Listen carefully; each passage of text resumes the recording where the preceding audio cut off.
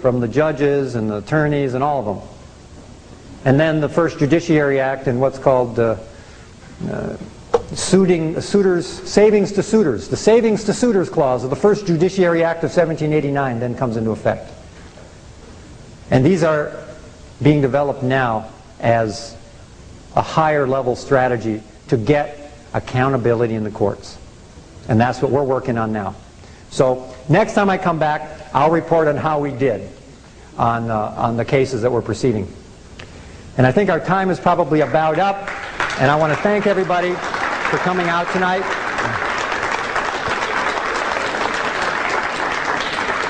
Thank you. Thank you so much. Thank you so much.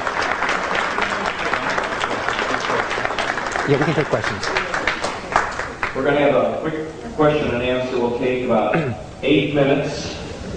We have a microphone set up right here in the back. Ron, if you'll take this microphone, we're going to have a double mic.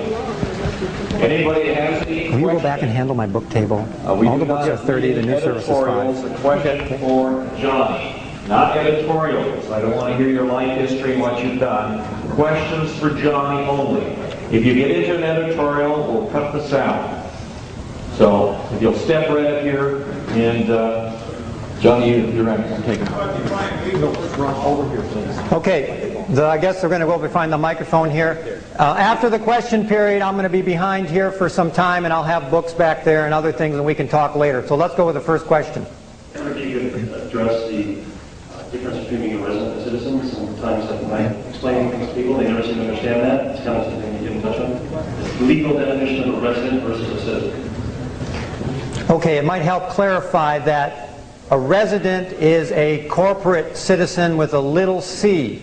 What you are as a sovereign citizen with a big C is you are domiciled in a state, or you are an inhabitant, a free inhabitant of that state. That's how you refer to yourself and make the distinction clear. A resident is a corporate citizen, by definition.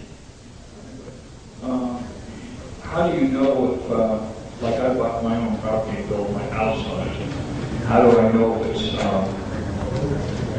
what do you call it, allodial in my name, or it's owned by the state? You can assume that it is owned and controlled by the state if you have a deed and haven't updated the land patent. Grant deed. You have a grant deed?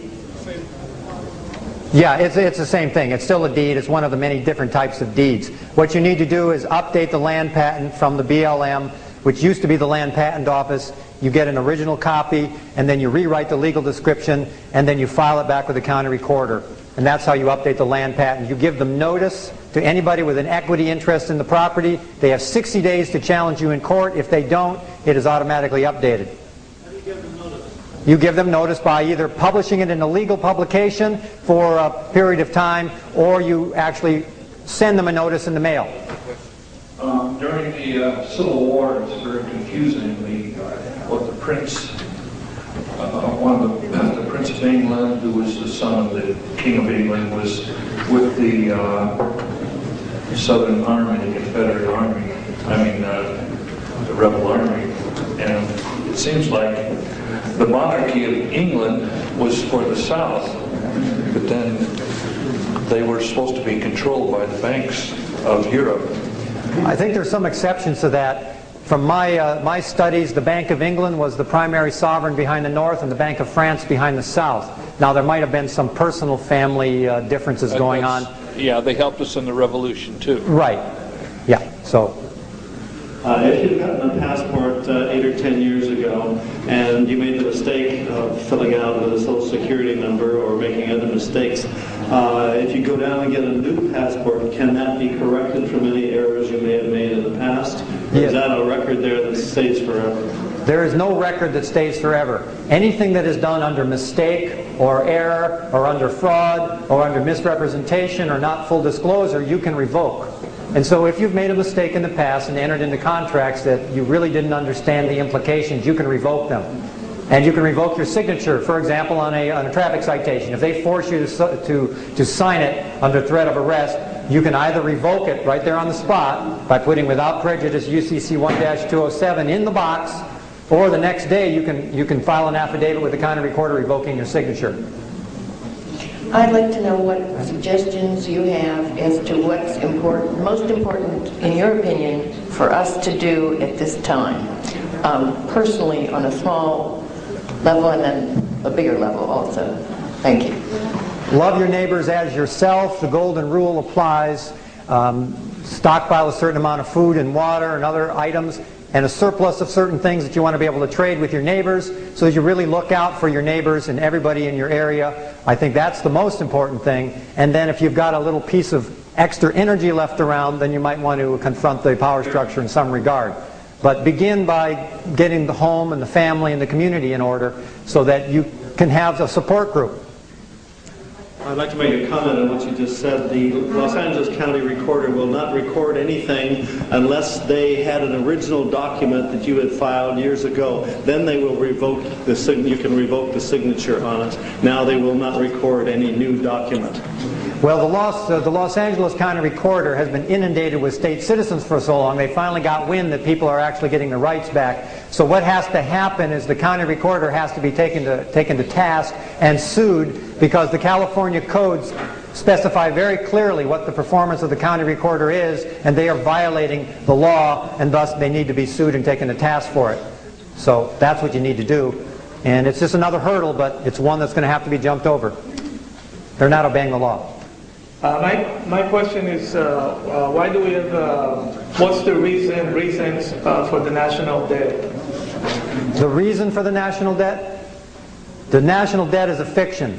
It doesn't really exist. It was created as a bookkeeping ledger, basically, to convince everybody to work real hard all of their life and end up with nothing and have it all transferred into the hands of a few people. It's a complete fiction. Whether it's a $15 trillion debt or a $5 trillion debt or a $50 debt, it makes no difference. We have to repudiate it, and basically as though it doesn't exist, because it doesn't really exist. And every contract that has been generated since the country went bankrupt is also a fraud and can be repudiated. I just wanted to comment on when you were referring to the Civil War and the Confederacy. There were some English constituents who were behind the Confederacy. They were waiting for a decisive victory of the Confederacy before they did something about the naval blockade and so forth. I just wanted to... Oh, good. I'm sure there are. I'm sure there's a lot of exceptions to the generalizations. Indeed. Tell us a little bit about yourself and the organization that you represent, if there is one. Well, myself, I'm a whole systems educator, a researcher, and a teacher, and a writer. And the organization, the Cascadian Resource Center, is more of a network than it is an organization. We have about 105 different researchers around the country, and we collaborate with each other to try to share information, particularly in the areas of litigation and developing legal strategies. That's our primary focus right now in terms of action. I'm working with some Republicans on consideration of how to write up the voter registration, and I'm trying to put common sense in here to apply to patriots. Obviously, let's put it this way, the state citizens have an angle of which I think should have consideration here. Is there a way that the state citizen movement, those involved in state citizen, can vote under a given circumstance? Could the registration be written in a way in which the state citizen could feel comfortable without compromising their position? I suppose it's possible to do so. The voting, as we know, have it in the forms, are only for United States citizens. Now, either the county elections department needs to be ordered to create the appropriate forms for the state citizens, number one, or the U.S. citizen forms, which unfortunately are a hidden contract too. They not only register you to vote, but they make you obligate you to the county, state, and municipal bonds.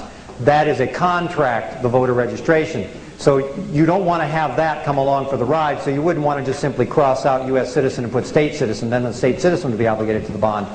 So either you've got to get the proper form work, or the state citizens need to re-inhabit the Electoral College, which was there as a check and balance against the popular vote. That's where state citizens actually were. The sovereign people were the electoral colleges at one point, and they had veto power over the popular vote. I need actual black and white proposal for the for wording on a registration for voting that those who are out of the system for various means would feel comfortable in signing. So I'm open for suggestions because I'm making suggestions myself. I'm doing thinking. So if anybody has anything to offer in that area, it would be appreciated. Thank you so much. Give Johnny a big hand on that. Thank you.